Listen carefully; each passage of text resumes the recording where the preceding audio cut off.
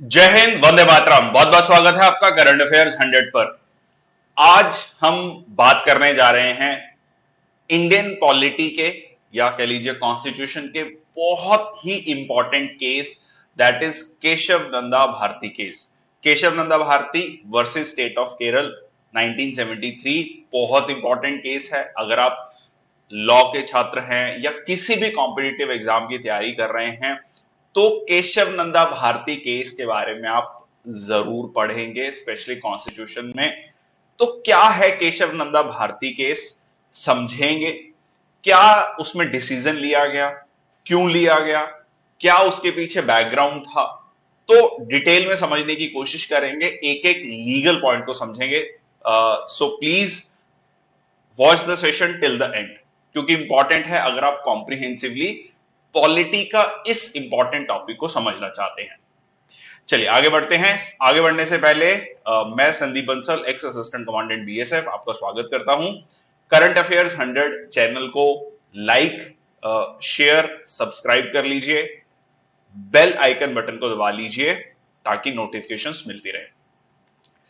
देखिए, अब बात करते हैं केशव नंदा भारती केस। देखो, केशव नंदा भारती केस में क्या हुआ उसमें बात करने से पहले हमें शंकरी प्रसाद केस, गोलकनाथ केस के बारे में भी पढ़ना पड़ेगा ताकि हम उसको अच्छे से समझ सकें। अगर शुरुआत का दौर देखें, देखिए 1950 में संविधान लागू होता है, 26 जनवरी 1950। मेजॉरिटी ऑफ द कॉन्स्टिट्यूशन, कुछ पार्ट कॉन्स्टिट्यूशन का 26 नवंबर 1949 को ही लागू हो गया था, बट मेजॉरिटी पार्ट जो है 26 जनवरी 1950 को लागू हुआ, जिसको हम गणतंत्र दिवस के रूप में देखते हैं। अब यहां पर एक पावर स्ट्रगल शुरू होता है जुडिशरी और लेजिस्लेचर के बीच में। क्या हुआ आप देखते हैं। तो ये जो केस है ये अपने आप में बहुत यूनिक माना जाता है इंटरनेशनल कॉन्स्टिट्यूशनल लॉ में, not just in India, all over the world. Political circumstances भी इसमें अपना एक रोल प्ले करते हैं। एक balance, shift in the balance देखा गया डेमोक्रेटिक पावर में, और एक unprecedented number of separate opinions थे, क्योंकि 13 जजेस, सुप्रीम कोर्ट के 13 जजेस इसमें बैठे थे, और जो ये जजमेंट है ये 7 और 6 की रेशो में आई थी। बहुत इंपॉर्टेंट है। अगर आप देखेंगे एब्सोल्यूट लेंथ जजमेंट की 800 पेज की थी। लगभग इतने जो है वर्ड्स इसमें लिखे गए थे, और लगभग 5 महीने लगे इस अपील, मतलब जैसे हाई कोर्ट से सुप्रीम कोर्ट में ये केस गया तो लगभग 5 महीने लगे। 13 जजेस ने बैठकर इस पर डिसीजन लिया। तो अपने आप में एक बहुत लैंडमार्क जजमेंट कही जाती है आफ्टर इंडिपेंडेंस। देखो, अब थोड़ा सा हमें आजादी से पहले जाना पड़ेगा। जब हमारा फ्रीडम स्ट्रगल चल रहा था तो फ्रीडम स्ट्रगल के दौरान एक चीज जो बार बार उस समय के जो पॉलिटिकल लीडर्स थे, जो कि बाद में जाकर सत्ता में आए, उन्होंने लोगों से या कह लीजिए जो हमारे किसान थे उनसे उनसे एक वादा किया कि जैसे ही देश आजाद होगा, हमें आजादी मिलेगी, हम लैंड रिफॉर्म्स करेंगे। लैंड रिफॉर्म्स को आप सिंपल भाषा में ये समझ सकते हैं कि जो कंसंट्रेशन ऑफ लैंड था जमींदार के पास, जो बहुत ज्यादा जमीन थी, उनसे लेकर जो एक्चुअल खेती कर रहे थे, जो किसान थे, उनमें बांट दी जाएगी। ठीक है जी। अब जब देश आजाद होता है, संविधान सभा बनती है, संविधान बनना शुरू होता है, तो प्रॉपर्टी का जो राइट है वो एक मौलिक अधिकार बनाया गया अंडर आर्टिकल 19(1)(f) एंड 31। अब होता क्या है कि जो वादा किया गया था पॉलिटिकल लीडर्स के द्वारा, वो वादा पूरा करने का अब समय आ चुका था। 1950 में बिहार में लैंड रिफॉर्म्स एक्ट पास होता है, जिसको कि पटना हाईकोर्ट नलीफाई कर देता है। वो कहता है कि भाई साहब ऐसा है, आप लैंड रिफॉर्म्स एक्ट ला ही नहीं सकते, क्योंकि जो आपका प्रॉपर्टी है, राइट टू प्रॉपर्टी, वो एक मौलिक अधिकार है। और आर्टिकल 13(2), अब यहां पर आर्टिकल 13(2) बहुत इंपॉर्टेंट हो जाता है। मैं टेक्निकल नहीं जाना चाहता, बट सिंपल भाषा में समझने की कोशिश करते हैं। यह कहा गया है 13(2) में कि कोई भी लॉ संविधान में जो पार्ट 3 में राइट्स लिखे गए हैं, दैट इज फंडामेंटल राइट्स, मौलिक अधिकारों का हनन नहीं कर सकता। मतलब स्टेट का मतलब यहां पर स्टेट गवर्नमेंट नहीं है, स्टेट का मतलब यहां पर parliament, state legislature, central government, state government, local government, PSUs, जो सरकार जिसे हम कह सकते हैं, सरकार कोई भी ऐसा law, rules, regulation, bylaws नहीं बना सकती जो कि मौलिक अधिकारों का हनन करे। अब पॉइंट आता है कि ये लॉ क्या है। क्या इस लॉ में जो संविधान में संशोधन की जाएगी, जिसे कॉन्स्टिट्यूशनल अमेंडमेंट कहते हैं, वो भी आएगा कि नहीं? ये सबसे बड़ा पॉइंट था। मतलब आज मान के चलिए कि पूरे सेशन में यही डिस्कशन होने वाला है कि आर्टिकल 13(2) में जो ये शब्द लिखा गया है लॉ, इसमें क्या संविधान की जो संशोधन है वो इंक्लूड होगी या नहीं होगी। चलिए देखते हैं। अब इसमें यह कहा गया कि जो ये नलीफाई किया गया, ये कहा गया कि राइट टू प्रॉपर्टी है तो लैंड रिफॉर्म्स नहीं आ सकते। अब इसका तोड़ कैसे निकाला गया? इसका तोड़ ये निकाला गया कि उस समय की जो संविधान सभा थी, जो कि पार्लियामेंट, प्रोविजनल पार्लियामेंट के रूप में भी काम कर रही थी, उन्होंने संविधान में पहली संशोधन पास किया। अब ये देखो कि 26 जनवरी 1950 को संविधान लागू होता है और 1951 में ही हमें संविधान में संशोधन करने की जरूरत पड़ गई, और अभी तक पहली पार्लियामेंट भी नहीं बनी थी, लोकसभा इलेक्शन नहीं हुए थे, 1952 में जाकर हुए हैं लोकसभा इलेक्शन। तो ये प्रोविजनल पार्लियामेंट ने ही पहली संविधान संशोधन पास कर दिया। उसमें क्या किया गया, संविधान में 9th शेड्यूल ऐड किया गया। 9th शेड्यूल में क्या था, वो कानून रखे गए मेनली लैंड रिफॉर्म्स को, जो कि जुडिशरी उसको रिव्यू नहीं कर सकती। मतलब अगर जो कानून 9th शेड्यूल में डाल दिया जाएगा, उसको जो है कानूनी रूप पर कोर्ट में चैलेंज नहीं किया जा सकता। अब इसको क्या हुआ, इसको ऑब्वियसली जब जमींदार की जमीन आप छीन रहे हैं, तो जमींदार ने जो है, जमींदारों ने मिलकर जो है इस अमेंडमेंट को चैलेंज कर दिया, क्योंकि सीधा सीधा ये जो अमेंडमेंट थी या 9th शेड्यूल था, उनसे उनकी जमीनें लेना चाहता था। चलिए आगे बढ़ते हैं, स्टोरी देखते हैं आगे क्या हुआ। अब Shankari Prasad versus union of India case बनता है 1951। ठीक है, सुप्रीम कोर्ट में एक केस पहुंचता है और यह कहा गया कि जो लॉ है अंडर आर्टिकल 13(2), इसमें संविधान में संशोधन आता है या नहीं आता। अब इसमें यह कहा गया कि यह प्रोहिबिट करता है parliament from making any laws जो कि फंडामेंटल राइट्स को एब्रिज करते हैं या मतलब उसका हनन करते हैं। इसमें 5 जजेस की एक सुप्रीम कोर्ट की बेंच बैठती है और उन्होंने इस आर्ग्यूमेंट को रिजेक्ट कर दिया। उन्होंने यह कहा कि जो ऑर्डनरी लॉ है उस वो लेजिस्लेटिव पावर है, कॉन्स्टिट्यूशनल लॉ कॉन्स्टिट्यूएंट पावर है। जो कंटेंट किया गया प्ली में जमींदारों के द्वारा कि अमेंडमेंट जो संविधान में संशोधन है वो लॉ के अंतर्गत ही आती है। अगर लॉ के अंतर्गत आएगी तो आप अमेंडमेंट नहीं कर सकते, या सीधा सीधा कहें जो फंडामेंटल राइट को इन्फ्रिंज नहीं कर सकते। इन्फ्रिंज मतलब आप प्रॉपर्टी का राइट छीन नहीं सकते, क्योंकि संविधान संशोधन जो है लॉ के अंतर्गत आती है, ऐसा जमींदारों का कहना था। बट इस पॉइंट को सुप्रीम कोर्ट ने खारिज कर दिया। उन्होंने कहा लॉ अलग है, जो 13(2) में लिखा गया है, संविधान संशोधन अलग है। तो यह सिर्फ लॉ की बात करता है कि लॉ हनन नहीं कर सकता मौलिक अधिकारों का, संविधान संशोधन कर सकता है।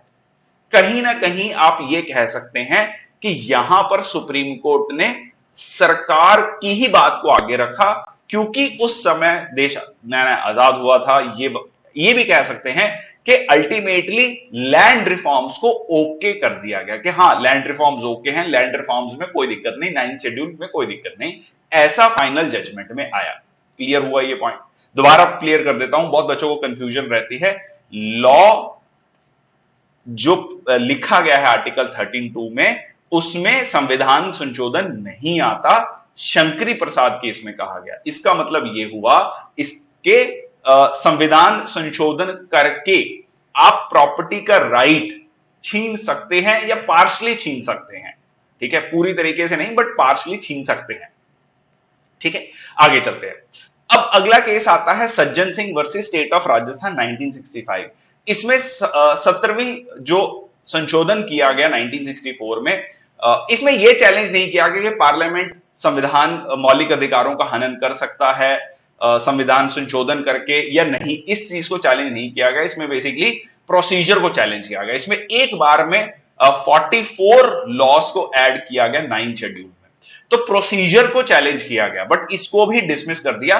अब ये जो केस है Sajjan Singh versus state of Rajasthan, अगर मैं, क्योंकि हमें अल्टीमेटली केशव नंदा भारती केस पढ़ना है, इसमें यह कह सकते हैं कि केशव नंदा भारती केस की जो सबसे बड़ी बात थी डॉक्ट्रिन ऑफ बेसिक स्ट्रक्चर, उसका बीज कब बोया गया?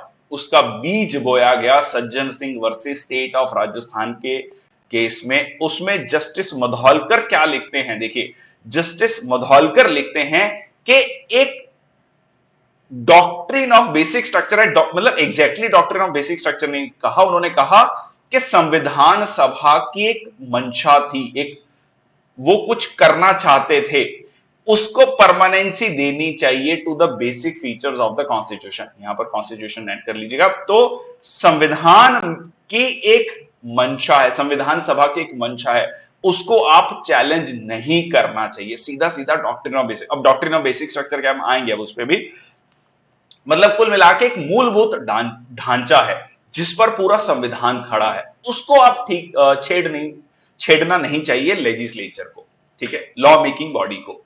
चलिए अब आते हैं Golaknath versus state of Punjab 1967 में। अब अगेन लैंड ओनर्स जो थे, उनको उनकी जो सरप्लस लैंड होल्डिंग्स थी, मतलब जो जमीन थी एक बियॉन्ड अ लिमिट, उनको छीना गया लैंड रिफॉर्म लेजिस्लेशन के थ्रू। क्योंकि पहले हमने देखा शंकरी प्रसाद केस में लैंड रिफॉर्म लॉज को ओके कर दिया गया था। अब इसमें यह कहा गया, अगेन इसी बात को रखा गया, इसमें 11 जज बैठे। इसमें यह पूछा गया कि क्या संविधान संशोधन करके फंडामेंटल राइट्स को छीना जा सकता है, और क्या कोर्ट इन संविधान संशोधन को रिव्यू कर सकती है या नहीं। इसकी जजमेंट 6-5 के रूप में आई, और सुप्रीम कोर्ट ने जो पहली जजमेंट थी शंकरी प्रसाद में उसको ओवर रूल कर दिया, मतलब उसको खारिज कर दिया, नई जजमेंट दी। उन्होंने कहा कि देखिए भाई साहब, ऐसा है कि जो संविधान संशोधन, कॉन्स्टिट्यूशनल अमेंडमेंट और जो लॉ है वो एक ही है, उसमें कोई फर्क नहीं है।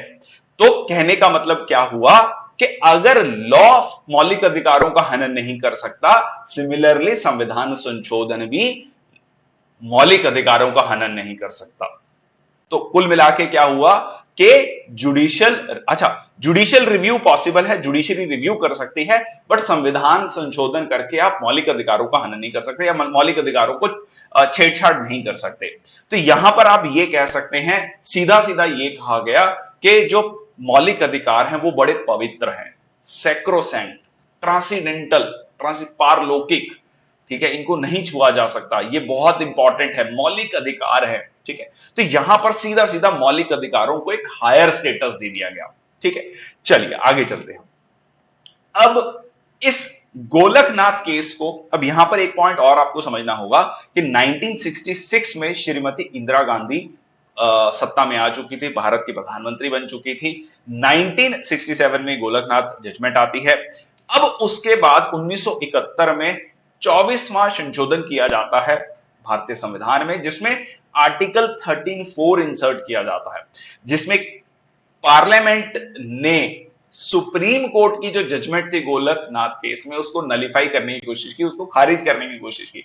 और क्या कहा गया कि जो अमेंडमेंट टू द कॉन्स्टिट्यूशन है वो रिव्यू नहीं की जा सकती कोर्ट के द्वारा, अगर वो मौलिक अधिकारों का हनन भी क्यों ना करती हो। अगर वो मौलिक अधिकारों का हनन भी कर रही है तो भी ये जो संविधान संशोधन को कोर्ट रिव्यू नहीं कर सकती, कोर्ट नहीं देख सकती, ठीक है जी। तो सीधा सीधा कोर्ट से उनकी जो रिव्यू करने की पावर है, जुडिशियल रिव्यू की पावर है, वो छीन ली गई इसमें। अच्छा, अब आगे चलते हैं कहानी में। अब केशव नंदा भारती केस पे हम पहुंचे। देखिए भूमिका बहुत इंपॉर्टेंट थी, क्योंकि अगर आपको केशव नंदा भारती केस समझना है तो ये सारा का सारा जो अभी तक हमने डिस्कस किया ये आपको समझना बहुत जरूरी है, तभी आप इसको अच्छे से समझ पाएंगे। देखिए केशव नंदा भारती केस में क्या होता है। अब केशव नंदा कौन थे? केशव नंदा स्वामी केशव नंदा भारती ये इदनीर मठ के केरल में अध्यक्ष थे। अब केरल सरकार जो है लैंड रिफॉर्म्स एक्ट लेकर आते हैं 1963, जिससे इनकी जो प्रॉपर्टी या कह लीजिए रिलीजियस इंस्टीट्यूशन, जो धार्मिक संस्था थी, उसकी प्रॉपर्टी अफेक्ट होती है। और इन्होंने ये जो स्टेट लैंड रिफॉर्म लेजिस्लेशन था जो केरल सरकार लेके आई थी, इसको चैलेंज किया 1970 में। अच्छा, इस बीच में क्या होता है कि पार्लियामेंट भी कॉन्स्टिट्यूशन में एक कह लीजिए संविधान संशोधन करती है। Parliament pass the constitution 29th constitutional amendment act 1972। ये इसको कॉन्स्टिट्यूशनल अमेंडमेंट कर लीजिएगा, संविधान में संशोधन करके कुछ लैंड रिफॉर्म लॉज को 9th शेड्यूल में डाल देती है, जिससे कि जो स्वामी केशव नंदा थे उनका ये जो राइट टू प्रॉपर्टी है वो इफेक्ट होता है। यहां पर उनकी तरफ से केस लड़ने वाले थे नानी Palkhivala, one of the brilliant advocates India ever has.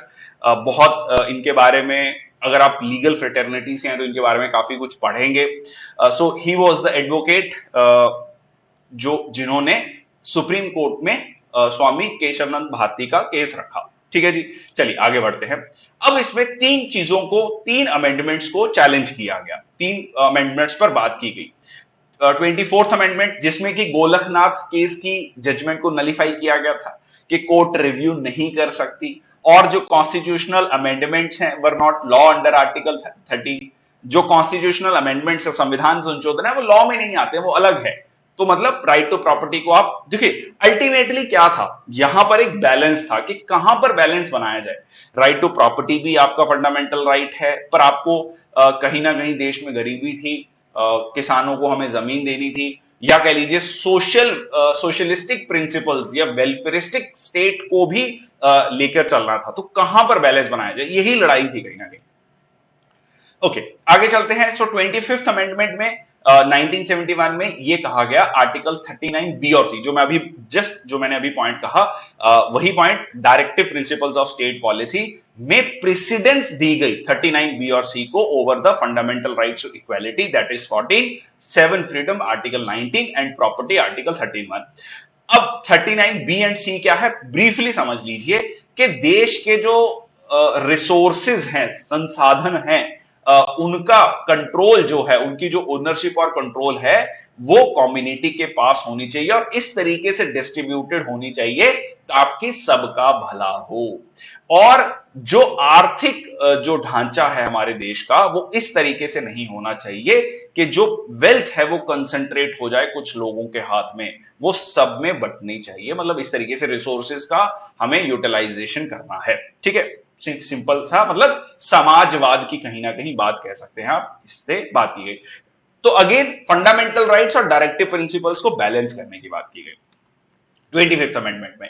और इसमें जुडिशियल रिव्यू की पावर भी छीन लेगी, और अगर कोई लॉ बनाया जाता है 39 बी और सी को इंप्लीमेंट करने के लिए, और इस इंप्लीमेंटेशन के दौरान अगर 14, 19 या 31 में कोई इंफ्रिंजमेंट होती है, कोई हनन होता है, तो जुडिशरी इसको रिव्यू नहीं कर सकती। ठीक है जी, तो सीधा सीधा अगेन जुडिशरी से रिव्यूएबल उसकी कह लीजिए न्यायिक जांच की जो पावर थी वो छीन ली गई।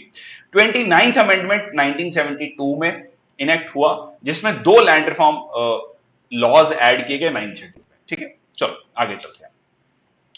अब केशव नंदा भारती केस में सुप्रीम कोर्ट को दोबारा से, मतलब शंकरी प्रसाद केस जो है 1951 का, सज्जन सिंह केस 1965 का, गोलकनाथ केस 1967 का, तो ये आप सीधा सीधा ये कह सकते हैं कि जब से देश आजाद हुआ था तो लगभग 25 सालों का जो भी जुडिशियल हिस्ट्री थी उसको रिव्यू करना था।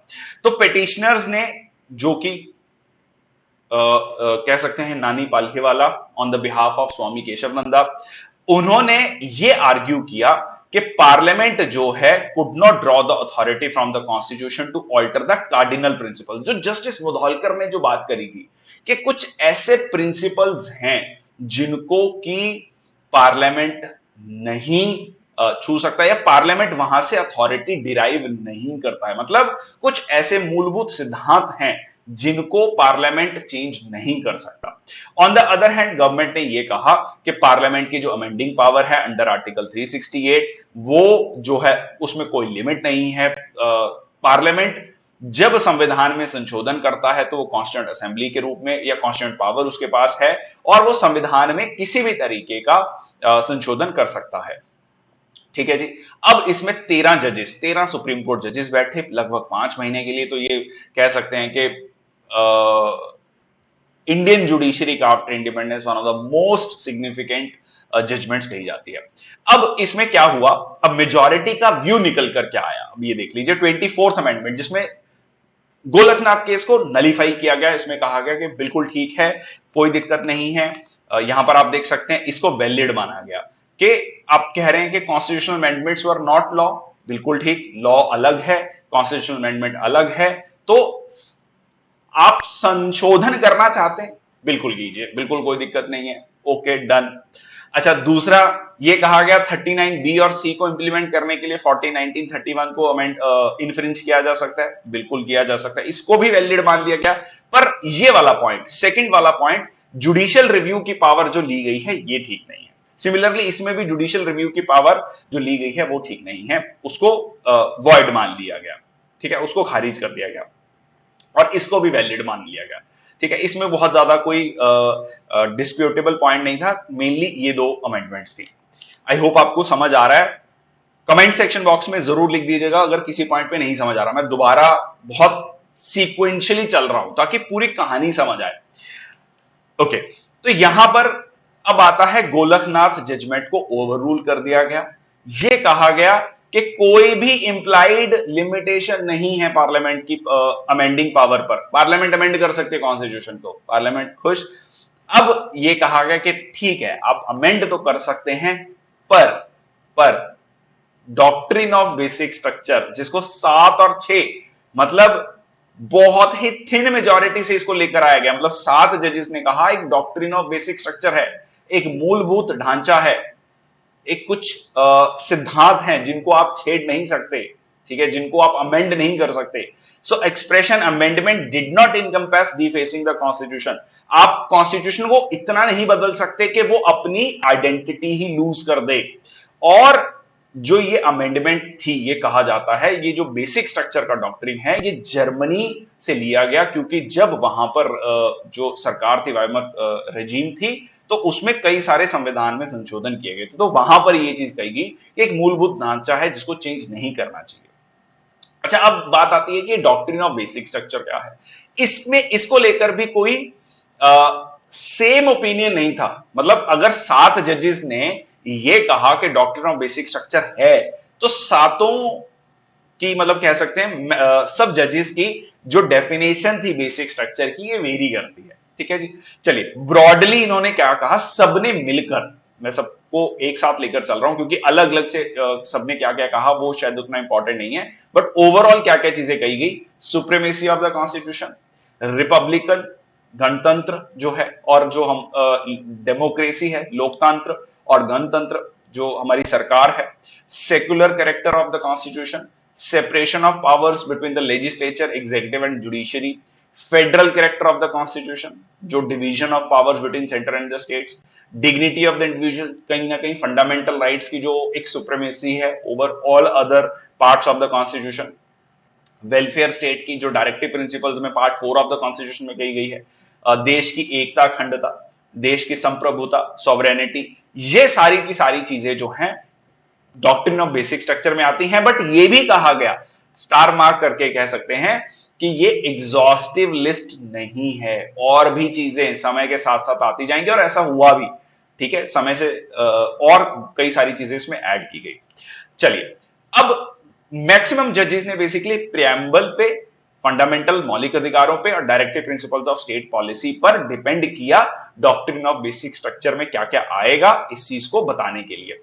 अब जो ऑब्जर्वेशन है सुप्रीम कोर्ट जजमेंट की केशव नंदा भारती केस में, कि केशव नंदा भारती केस में फाइनली ये एस्टेब्लिश कर दिया गया कि सुप्रीम कोर्ट की जो अथॉरिटी है वो अनमैच्ड है, जब इन मैटर्स ऑफ कॉन्स्टिट्यूशनल मैटर्स, या कह लीजिए इन कॉन्स्टिट्यूशनल मैटर्स, संविधान से रिलेटेड अगर कोई भी चीज को रिव्यू करना है, समझना है, तो वहां पर सुप्रीम कोर्ट कहीं ना कहीं सुप्रीम है।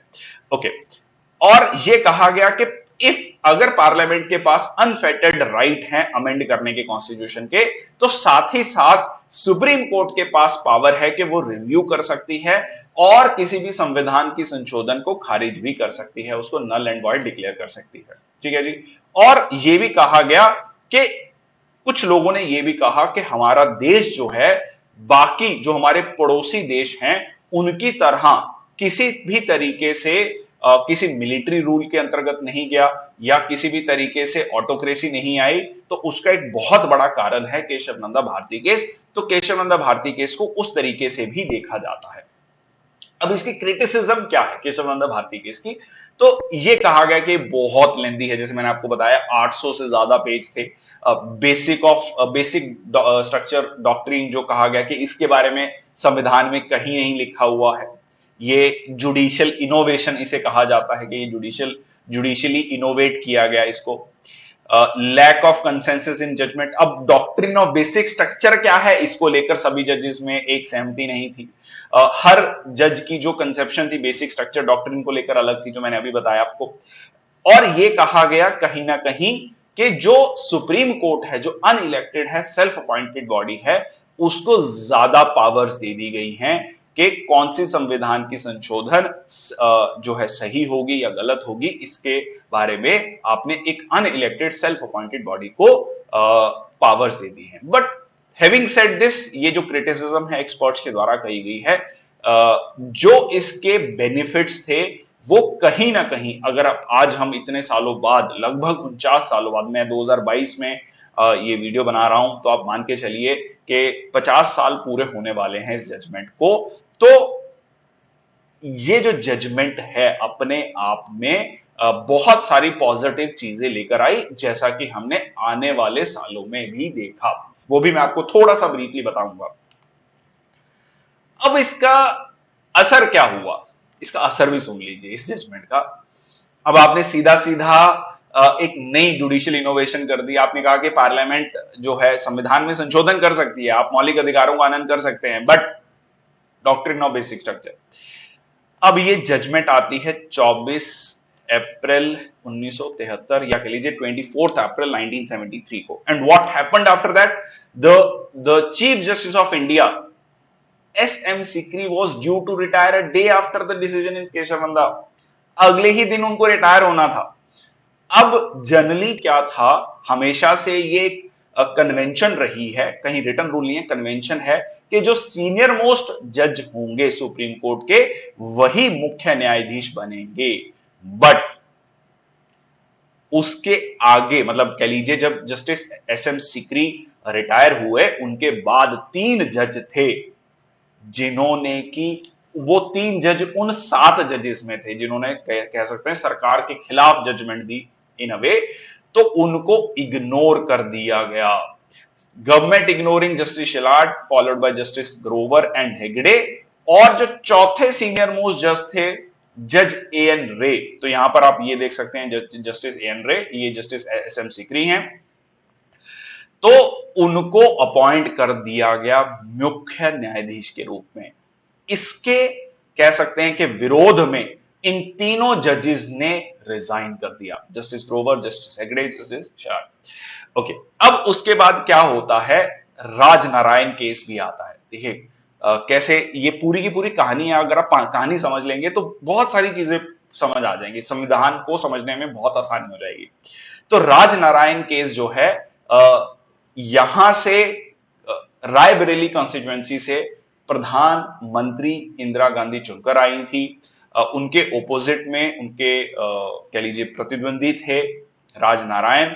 तो राजनारायण का यह कहना था कि श्रीमती इंदिरा गांधी ने वहां people representation of people act 1951 का उल्लंघन किया है। उन्होंने इलेक्शंस के दौरान करप्ट प्रैक्टिसेस को फॉलो किया, इसलिए इलाहाबाद हाई कोर्ट ने उनकी सदस्यता को रद्द कर दिया। अब सुप्रीम कोर्ट में जाता है। सुप्रीम कोर्ट यह कहता है कि आप प्रधानमंत्री बनी रह सकती हैं, बट जब तक कि फाइनल डिसीजन नहीं आता, आप पार्लियामेंट में वोट नहीं कर सकती। अब इसके दौरान जस्टिस एएन रे जब मुख्य न्यायाधीश थे तो 13 जज की दोबारा से एक बेंच बनाई गई और केशव नंदा भारती केस को रिव्यू करने के लिए और उसको चेंज करने के लिए, बट 2 ही दिन में इसको कह लीजिए स्थगित कर दिया गया। इसको जो जो कमेटी बनाई गई थी उसको बंद कर दिया गया। अब क्यों किया गया, अभी तक इसका रीजन रिटर्न में कहीं पे भी नहीं है। चलिए, अब उसके बाद क्या होता है, जून 1975 में 1975 में इमरजेंसी लगा दी जाती है और सीधा सीधा आप ये कह सकते हैं कि कहीं ना कहीं जो उनका इलेक्शन चैलेंज हो गया था। 42nd अमेंडमेंट एक्ट 1976 लाई जाती है जिसको मिनी कॉन्स्टिट्यूशन भी कहा जाता है, जिसमें बहुत बड़े स्तर पर जो है संविधान में संशोधन किया गया था। ठीक है, लगभग लगभग ये कहा गया कि संविधान को मेजरली चेंज कर दिया गया था। ओके, अब इसको फिर चैलेंज किया जाता है। लास्ट स्लाइड है ताकि ये पूरा का पूरा आपको सीक्वेंस समझ आए। केशव नंदा भारती केस में जो डॉक्ट्रिन ऑफ बेसिक स्ट्रक्चर था, तो अब उसको चैलेंज करने की कोशिश की गई थी 42nd अमेंडमेंट एक्ट 1976 में।